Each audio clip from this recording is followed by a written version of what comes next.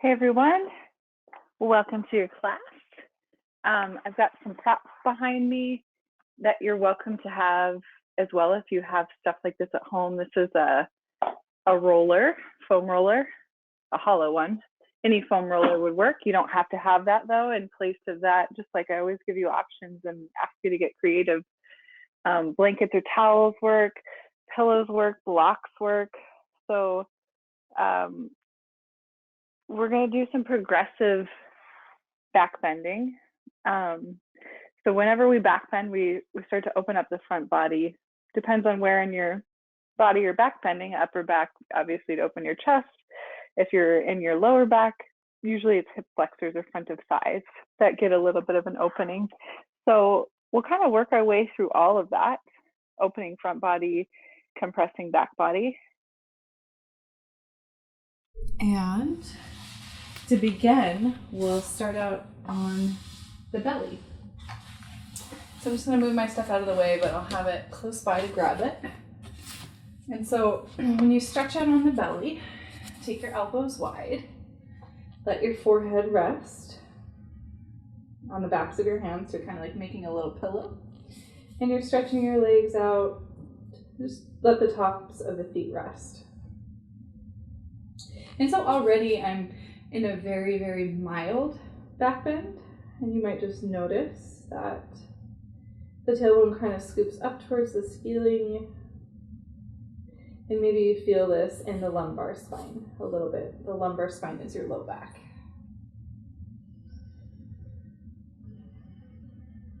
Let's take a few moments here to notice the physical body, notice how it feels in this position.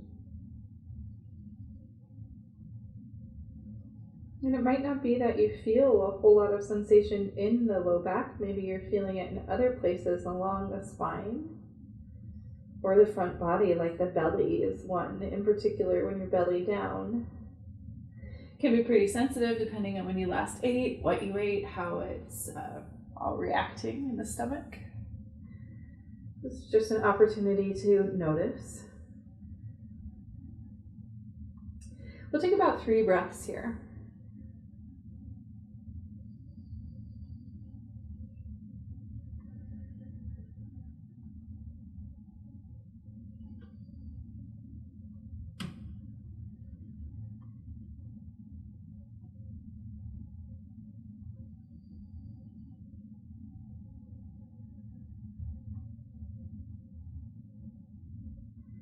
So, I'll invite you to add on, and you're always welcome to come back to that first shape, just laying belly down, which it might be enough.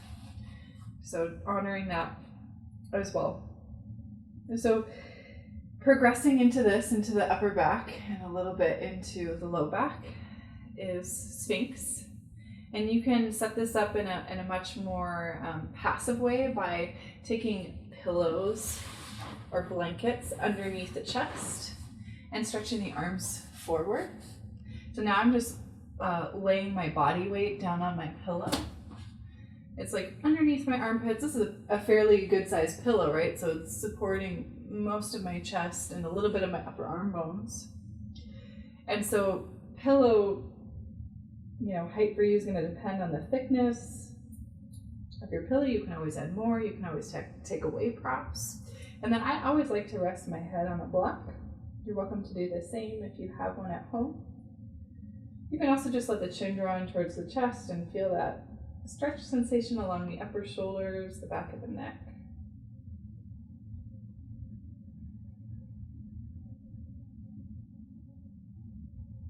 So we'll settle into this particular shape for about a minute.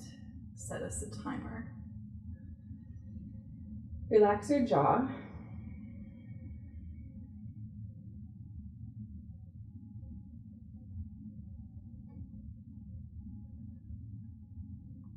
Relax your back teeth.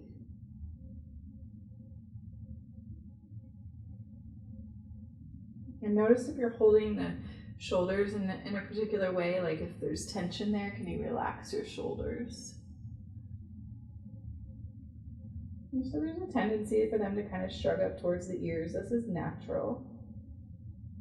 And see if you can find a little bit more softening.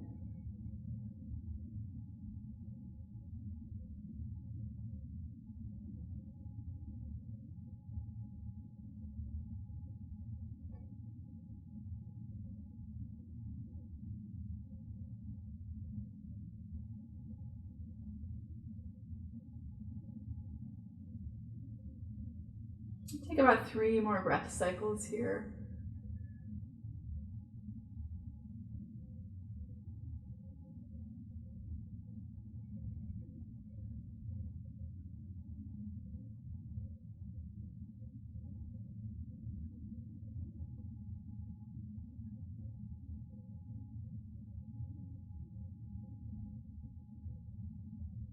Last breath.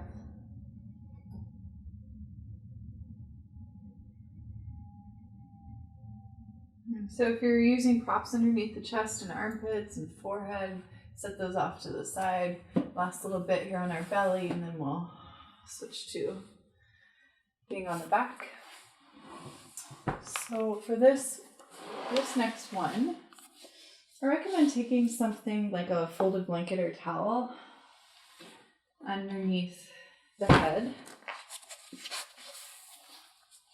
so that when we go side to side with this, the neck is in a really neutral position.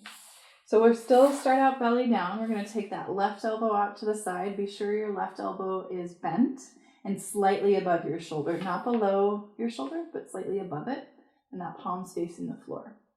And then your right palm's going to come underneath your shoulder, like you have a little grasshopper wing. Look at your right fingertips, press down into your right hand, roll onto your left side body. And then this blanket here, this towel, whatever it is, you can relax the ear onto that blanket. Your top leg, which is the right leg, you can choose to bend the knee and plant the foot. That's a little bit too much for me. I just like to sweep my right leg behind and kind of like let it float in space. You can also just simply stack the legs and rest.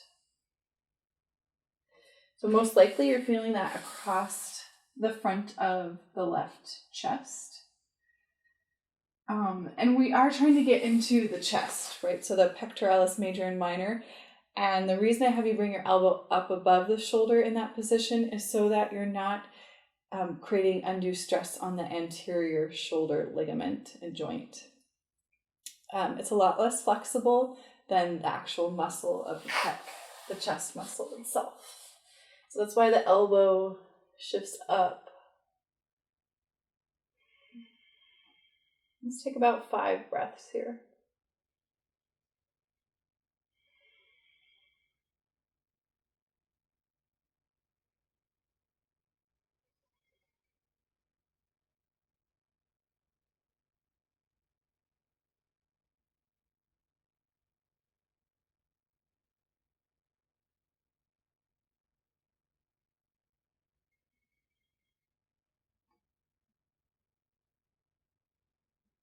Last 2. Last 1.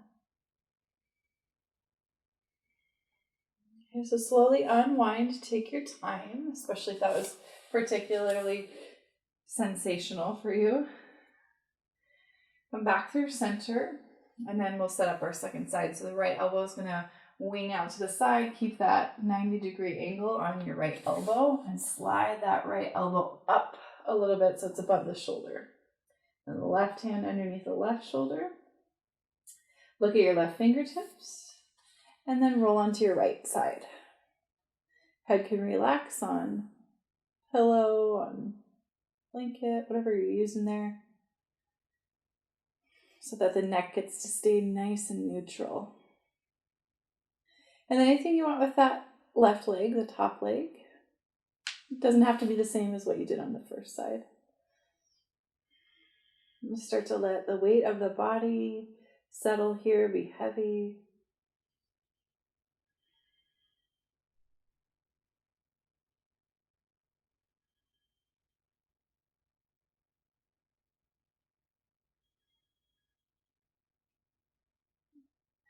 You can even close your eyes if you like.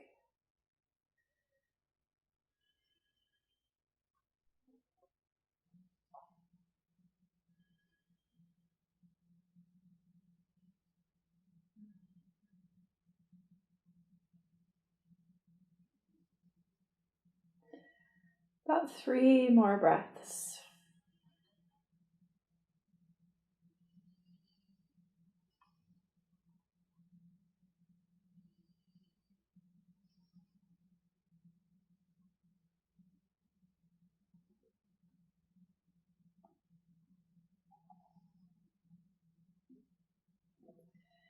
Really slow, take your time, start to unwind. One more time, we'll come back to the belly. You can slide the prop out of the way that you were using, and maybe you come back to Sphinx if you like. You could also come back to our first shape of elbows wide and forehead resting on the backs of the hands. Just take a couple of breaths here.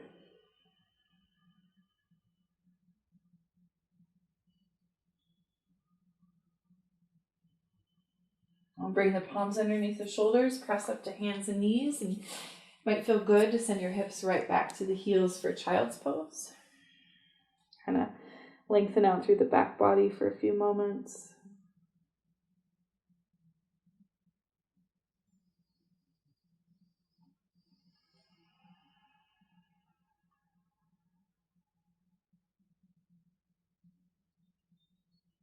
Okay, so now we're going to flip over so that our belly is facing the ceiling, and this is where, if you have a foam roller, you might use it.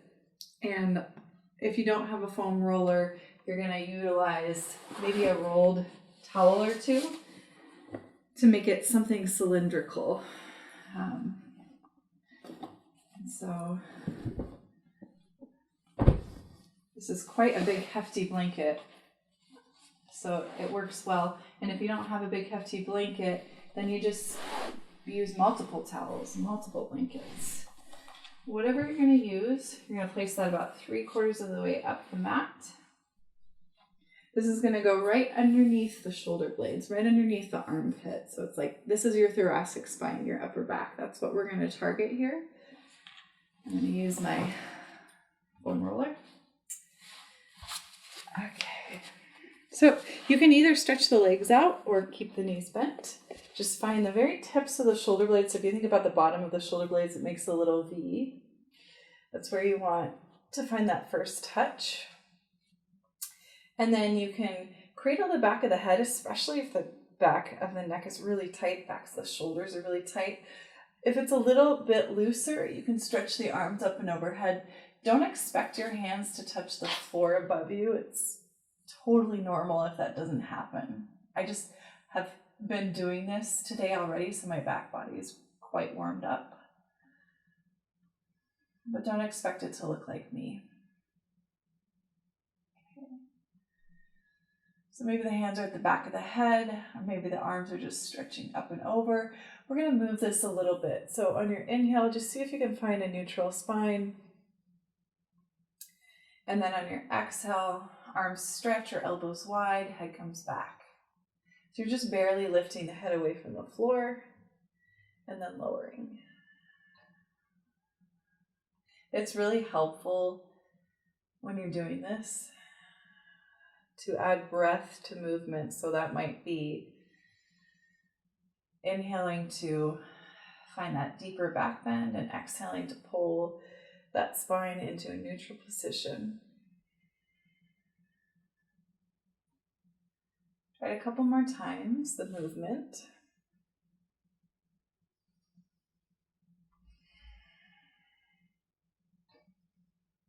And then we're going to see about finding stillness. So you're going to know if the height of whatever is underneath the upper back is too much. You're going to swap it out for something less intense. So for example, if you started on blocks right there, or a foam roller, and you're not able to relax your arms and soften the head down to the surface of the floor, or you can tuck a blanket underneath the back of the head, if you're not able to relax into that, then you should swap out what's underneath the upper back for something less intense. We'll see about staying here for a minute. I'll set us a timer. We'll begin now.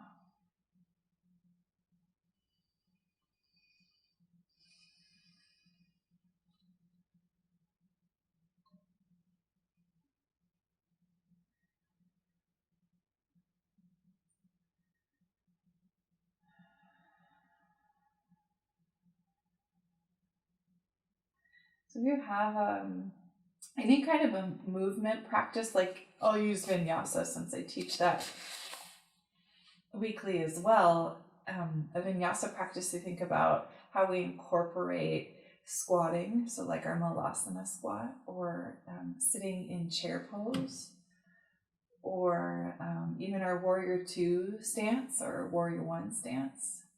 When the upper back in particular is really tight and shoulders kind of curve in, it's hard to find an upright torso in those positions. So this kind of opening for the thoracic spine will help you with your hip mobility, with a more proud spine, tall spine. So this is something that I do daily. I try to incorporate daily.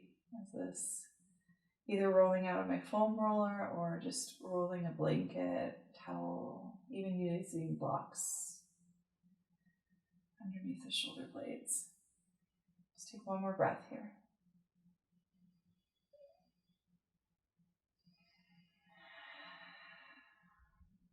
Okay, so to safely come out of this, if your legs are stretched out long, I recommend bending the knees and planting the feet.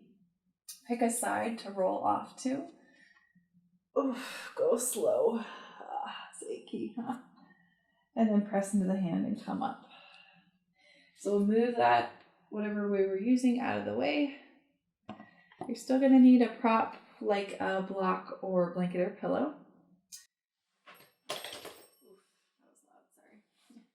I'm going to use my pillow. So we'll come down onto our backs, knees bent, feet planted, and then choose your props. Slide it underneath the sacrum and tailbone. So now we're going to work with the front of the hip flexors and the low back. So just settle in here, you're in this supported bridge. Shoulders kind of shrug away from the ears, this nice long neck. A few breaths here. This might be plenty. Feel free to stick with this. If you'd like to explore adding on, hug your right knee into your chest and extend your left leg out. A few breaths here. You might feel some sensation across the front of the left thigh.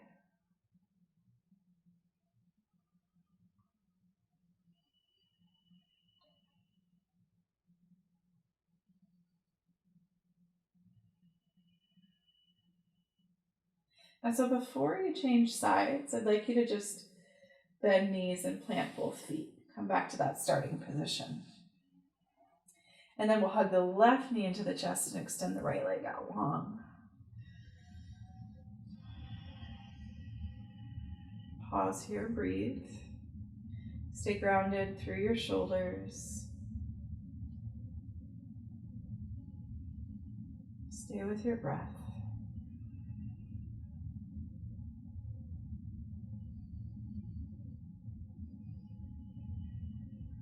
Release, come back through center, find that starting position.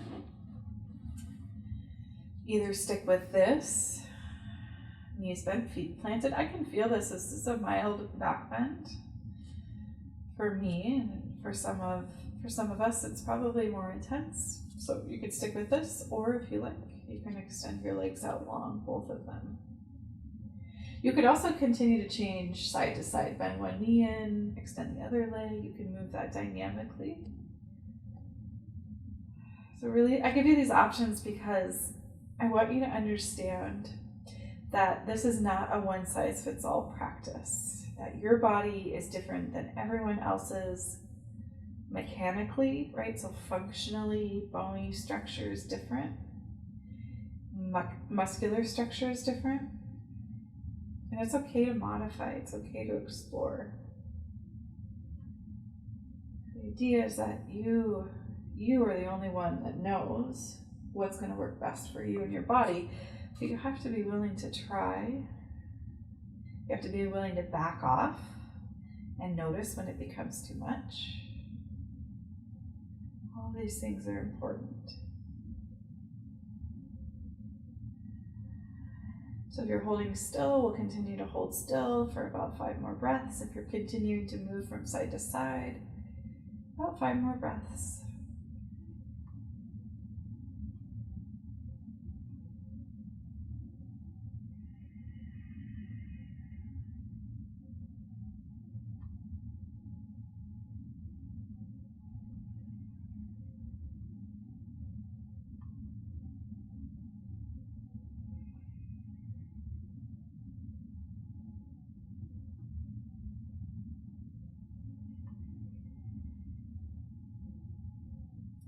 Last breath.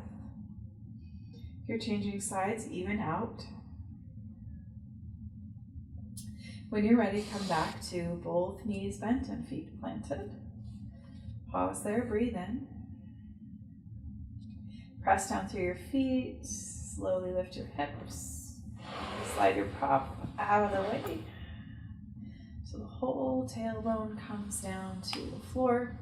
And just to release that, a little bit of reverse cat-cow. So you'll focus on the pelvic region, pressing the tailbone down, the low back lifts, and then pressing the low back down, the tailbone slightly lifts. The hips stay in contact this whole time.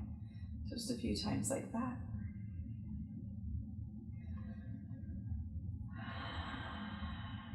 Stay with your breath.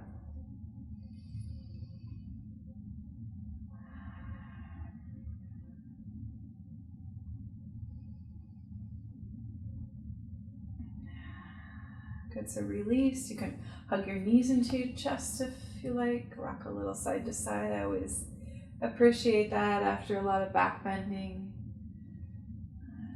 especially with the lumbar spine. And rock right to left.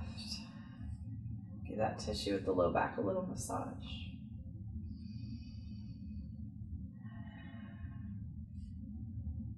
Okay, so our next shape will be a longer hold, and I'll invite you to stay in it for Shavasana if it's feeling good to you. And this will be either taking the legs up the wall or utilizing a chair underneath the backs of the knees. You'd rest your calves on top. You can also do that with a couch.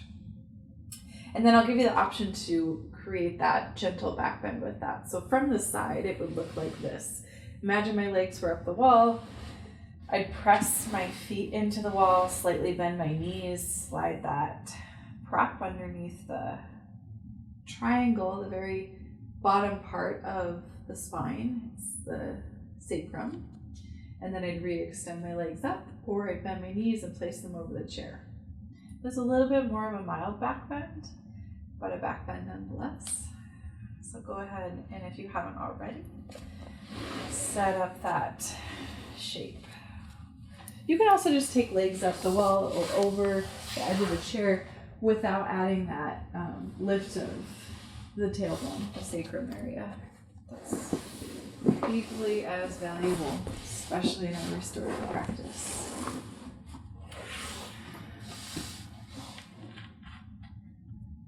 I've heard so many studies and other teachers talk about the restorative benefits of legs up the wall or feet elevated above the heart, in particular as it relates to energy increase. So if you think about, like for example, say you didn't sleep very well last night, so you're really tired.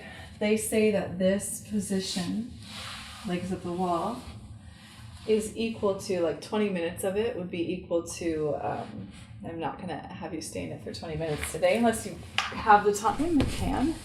But if like you needed an extra boost of energy, 20 minutes would be equal to, so many people say different things, but let's say in between an hour to 2 hours of sleep. Quality sleep. So it might be a fun experiment if you feel like it to Google that and see what you find out there.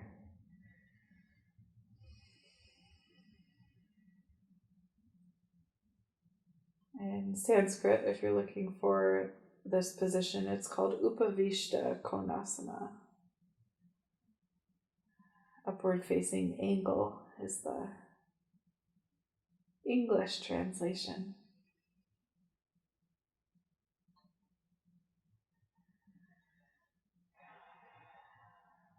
As you settle in, let your back body be heavy. And again, shoulders away from ears. Back of the neck is long and neutral. Jaw relaxed. Maybe the eyes are closed.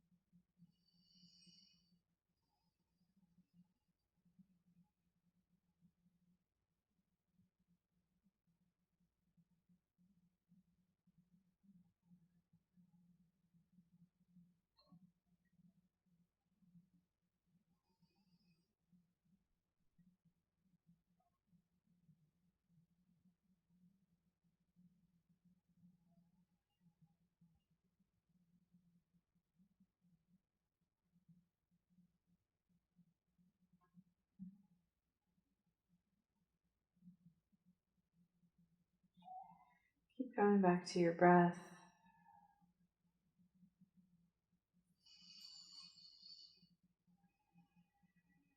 Keep softening jaw, neck, shoulders.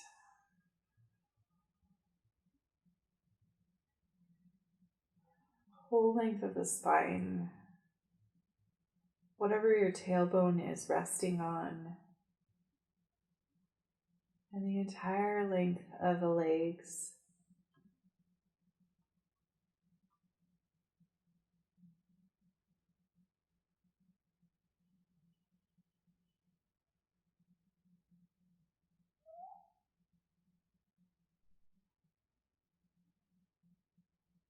And if you feel called to stay here longer, feel free for our last minute together, transitioning into Shavasana, either mentally transitioning or physically moving your body. Maybe you lie down on your back and stretch out.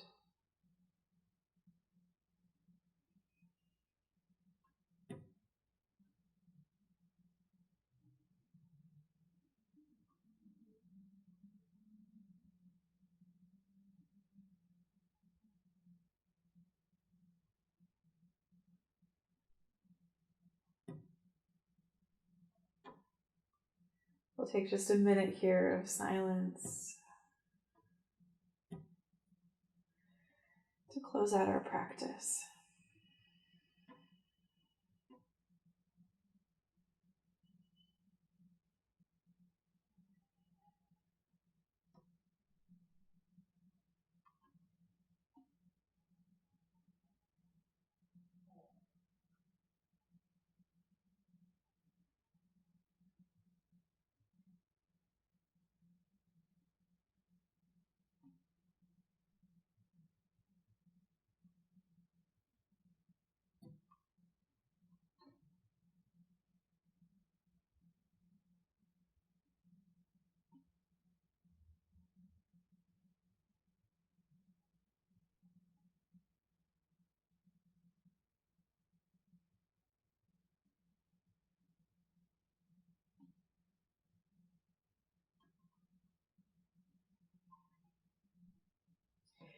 Again, feel free to stay as long as you can afford, but if you need to move on with your day, slowly start to make your way out of your mild back bend if you're still in it. Take your time to roll away from the wall if you're still there. Just briefly making your way up to a seat. Just feel your sits bones root, your spine grow tall. After all of that work for back body, front body, feeling that integration together, joining the hands together at your heart, bowing your chin to your chest. Breathe in, breathe out. And it's just a reminder, it's my hope for you that you remember you'll always be okay. And find a white light that guides you and keeps you safe. Have hope, help, and happiness, whatever way that shows up for you. Namaste, yogis.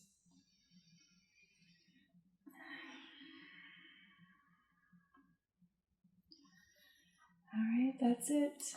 Enjoy the rest of